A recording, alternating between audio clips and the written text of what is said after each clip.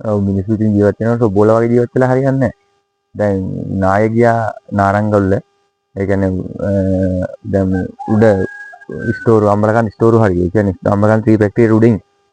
ඒකේ නාය ගියාට පස්සේ අංගවික සෝරි මේ මන්ද මානසික ළමයෙකුයි අම්මයි තාත්තයි යාගේ තව තව වැඩිහිටියෙකුයි එතන හිර වෙලා. ගමේ මිනිස්සු දන්නවනේ තමන්ගේ හිටපු මිනිස්සු ප්‍රමාණය. මෙයා මේ කඳවුරට ඇවිල්ලා නැහැ. මෙයා මෙතෙන් ඇවිල්ලා නැහැ. පොඩක් හොයලා බලන්න.